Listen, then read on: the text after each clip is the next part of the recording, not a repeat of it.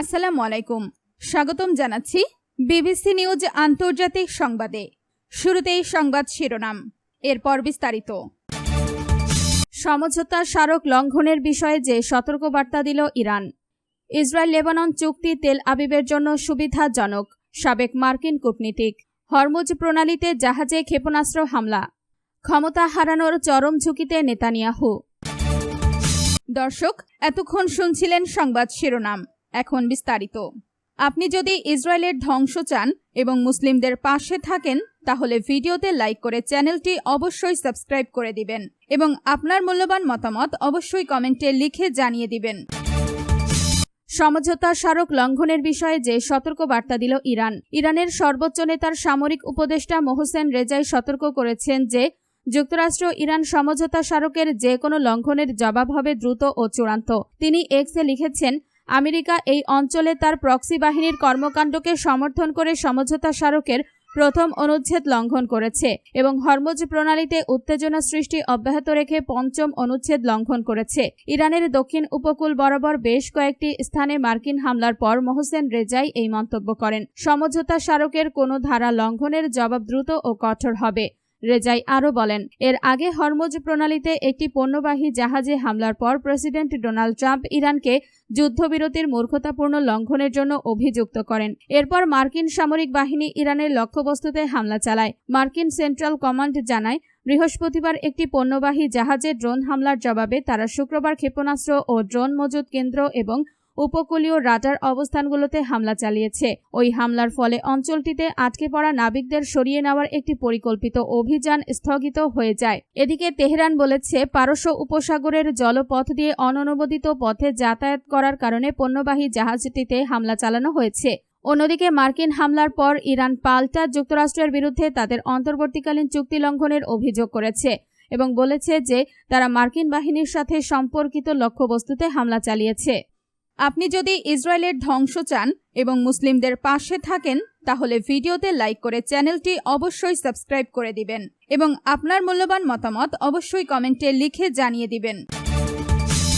Israel Lebanon চুক্তি তেল আবিবের জন্য সুবিধাজনক। মার্কিন সাবেক কূটনীতিক ইসরায়েল ও লেবাননের মধ্যে হওয়া সাম্প্রতিক ফ্রেমওয়ার্ক চুক্তিটি ইসরায়েলিদের জন্য সুবিধাজনক হলেও লেবাননের জন্য এটি অত্যন্ত বিপজ্জনক বলে মন্তব্য করেছেন সাবেক মার্কিন কূটনীতিক নাবিল খুরি। কাতার ভিত্তিক সংবাদ মাধ্যম আল জাজিরাকে দেওয়া এক সাক্ষাৎকারে তিনি এই মন্তব্য করেন।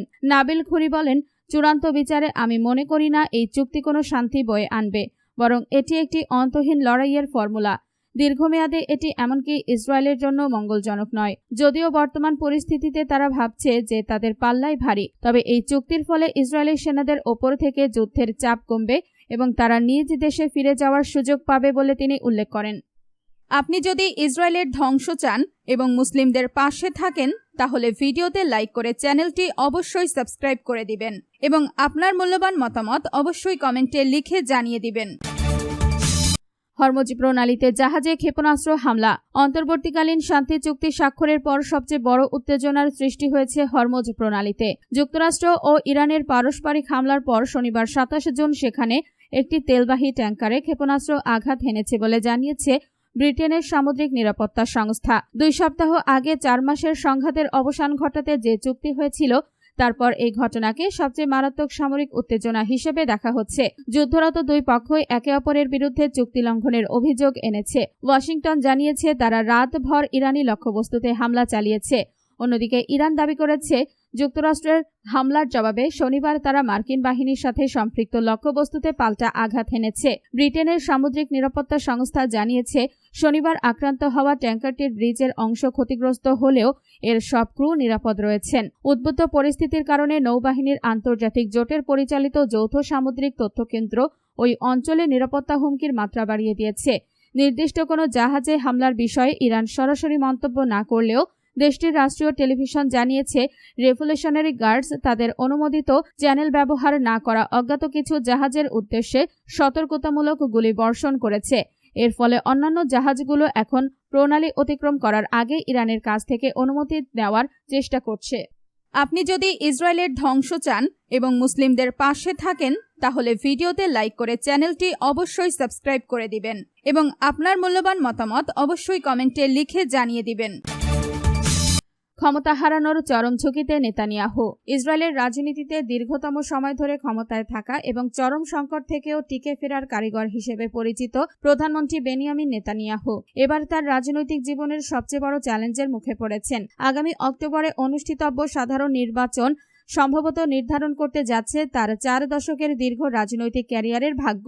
দুর্নীতি মামলার পাশাপাশি মধ্যপ্রাচ্যের চলমান যুদ্ধ পরিস্থিতি নিয়ন্ত্রণে ব্যর্থতার কারণে দেশের ভেতরে ও বাইরে তীব্র চাপের মুখে রয়েছেন এই প্রবীণ নেতা। নেতানিয়াহুর এই নির্বাচনী পরীক্ষার পটভূমিতে রয়েছে এক ঝড়ো রাজনৈতিক অধ্যায়। জানা যায়, গত 28 ফেব্রুয়ারি যুক্তরাষ্ট্রের প্রেসিডেন্ট ডোনাল্ড ট্রাম্পকে ইরানের বিরুদ্ধে সরাসরি যুদ্ধে নামতে প্ররোচিত করেছিলেন নেতানিয়াহু। এর জবাবে তেহরান ও ইসরায়েল উপসাগরীয় দেশসমূহ এবং হরমুজ প্রণালীর বাণিজ্যিক জাহাজে পাল্টাপাল্টি হামলা শুরু করে, যা পুরো অঞ্চলের নিরাপত্তাকে খাদের কিনারায় এনে দাঁড় করিয়েছে। একই সাথে উত্তরের সীমান্তে লেবাননের সশস্ত্র গোষ্ঠী হিজবুল্লাহর সাথেও পুরোদস্তুর যুদ্ধে জড়িয়ে রয়েছে ইসরায়েল। এই বহুমুখী যুদ্ধ পরিস্থিতির মাঝে নেতানিয়াহু এখন এক চরম উভয় সংকটে আটকা পড়েছেন। একদিকে লেবাননের সামরিক অভিযান বন্ধ করার জন্য মার্কিন প্রশাসন থেকে তার ওপর ব্যাপক চাপ সৃষ্টি করা হচ্ছে, অন্যদিকে ইসরায়েলি জনগণের একটি বড় অংশ ইরান ও তার আঞ্চলিক প্রক্সি বা ছায়া বাহিনীগুলোর বিরুদ্ধে এই লড়াই চালিয়ে যাওয়ার পক্ষে অবস্থান নিয়েছে। আন্তর্জাতিক কূটনৈতিক চাপ এবং অভ্যন্তরীণ জনমতের এই বিপরীতমুখী স্রোত সামলাতে হিমশিম খাচ্ছেন তিনি। আপনি যদি ইসরায়েলের ধ্বংস চান এবং মুসলিমদের পাশে থাকেন, তাহলে ভিডিওতে লাইক করে চ্যানেলটি অবশ্যই সাবস্ক্রাইব করে দিবেন এবং আপনার মূল্যবান মতামত অবশ্যই কমেন্টে লিখে জানিয়ে দিবেন।